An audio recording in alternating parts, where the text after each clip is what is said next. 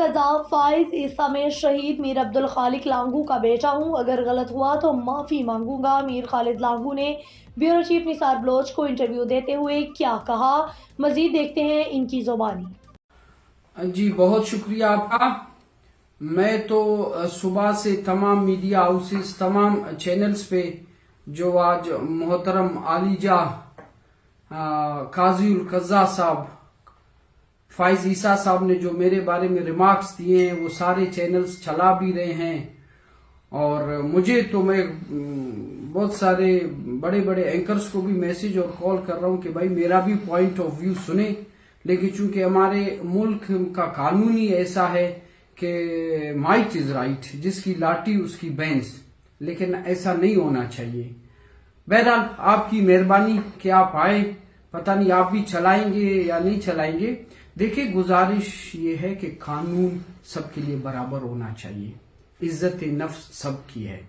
میں سوال کرتا ہوں، میں بار بار یہ سوال کر رہا ہوں کہ میرا کیس ہائی کورٹ میں چل رہا ہے، ہائی کورٹ کا کیس پر قاضی القضاء صاحب، عالیجہ محترم فائز عیسیٰ صاحب، آپ کو کیسے پتا، آپ کیسے یہ بات ریمارکس دیتے ہیں کہ اس کے گھر سے پیسے نکلے ہیں ٹرکوں کے حساب سے، یہ بلوچستان کے دشمن ہیں؟ کسی ملک میں مجھے یہ پورے پاکستان کے بڑے بڑے وکلا مجھے یہ بتائیں، یہ ہو سکتا ہے اس طرح؟ اس کا مطلب ہے اگر میرا کیس آپ کے پاس سپریم کورٹ میں آ جائے، آپ تو پہلے سے مائنڈ بنا چکے ہیں، تو پھر آپ کے پاس کیس آئے کیسے؟ یہ اس ملک کی بربادی اور تباہی کی وجہ یہ ہے۔ جو کرسی پہ بیٹھ جاتا ہے وہ نشے میں مست ہو جاتا ہے، جب اپنی باری آتی ہے۔ یہی محترم میرے قابل احترام قاضی صاحب پر جب کیس چلا اور ان کی بیگم ہماری ماں ہیں، ان کو بلایا گیا، کیسے چیخیں نکلی نہیں نکلی کہ جی مجھے سنا جائے، میری بیگم صاحبہ کو سنا جائے۔ عالیجہ مجھے سنیں، مجھے آپ سنتے نہیں ہیں، آپ میرے بیل اپلیکیشن آتی ہے بھی آپ فوراً ریجیکٹ۔ میں آپ کو ایک گزارش کروں، یہ کیسے ہوتا ہے؟ مشتاق ریسانی کی 2017 میں قاضی صاحب کے یہاں سپریم کورٹ میں بیل اپلیکیشن آئی کہ جی ان کو بیل دی جائے، قاضی صاحب نے کہا بیل نہیں، کیس لاؤ۔ یہ ہو سکتا ہے؟